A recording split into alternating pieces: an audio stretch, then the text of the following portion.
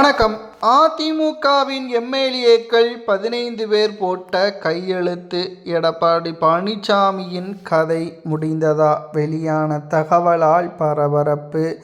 அதிமுகவின் வளர்ச்சிக்கு எடப்பாடி பழனிசாமி அவர்கள் தடையாக இருக்கிறார்.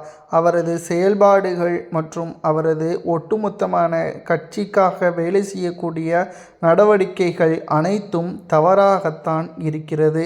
சட்டப்பேரவையில் சபாநாயகரிடம் கடிதங்களை கொடுத்து கையெழுத்தை போட்டு எடப்பாடி பழனிசாமி அவர்களுக்கு எதிரான சில கருத்துக்களையும் முன்வைத்துள்ளனர்.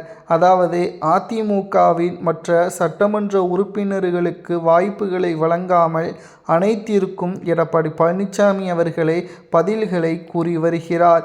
எங்களது தொகுதியில் இருக்கக்கூடிய பிரச்சனைகள் போன்றவைகளை பற்றி எடப்பாடி பழனிசாமி அவர்கள் பேச விடாமல் தவிர்க்க வைக்கிறார்.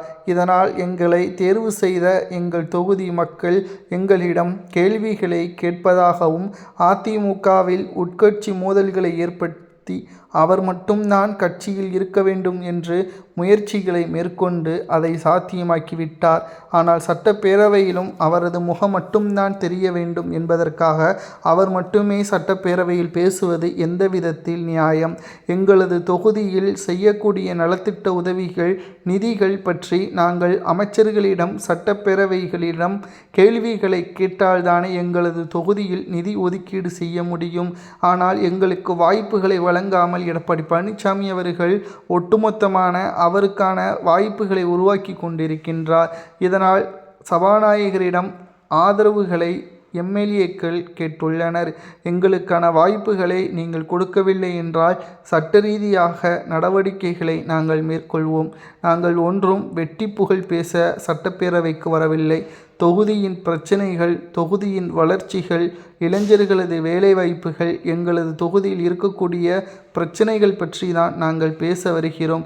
இதற்கும் பிரச்சனைகளாக எடப்பாடி பழனிசாமி அவர்கள் இடையூறாக இருந்தால் நாங்கள் என்ன செய்வது என்ற கேள்விகளை தற்பொழுது முன்வைத்திருப்பதால் அதிமுகவின் அரசியல் வட்டாரத்தில் பரபரப்பான சூழல் ஏற்பட்டுள்ளது.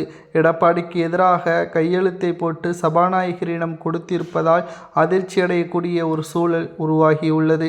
திராவிட முன்னேற்ற கழகம் மிகப்பெரிய அளவிலான மாற்றங்களை ஏற்படுத்தக்கூடிய வகையில் தற்பொழுது அமைந்துள்ளது. 2026 சட்டசபை தேர்தல் அரசியல் களத்தில் ஒரு திருப்பு முனையான தேர்தலாக அமைந்துவிட்டது. இனி வரக்கூடிய எந்த ஒரு தேர்தலிலும் எடப்பாடி பழனிசாமி அவர்களுக்கு வாய்ப்புகள் மக்கள் வழங்க மாட்டார்கள் என்றும் அரசியல் வட்டாரத்தில் கூறுவதாக அதிமுகவின் எம்எல்ஏக்களை கூறியுள்ளனர். இதை பற்றி உங்களது கருத்துக்களை கூறுங்கள்.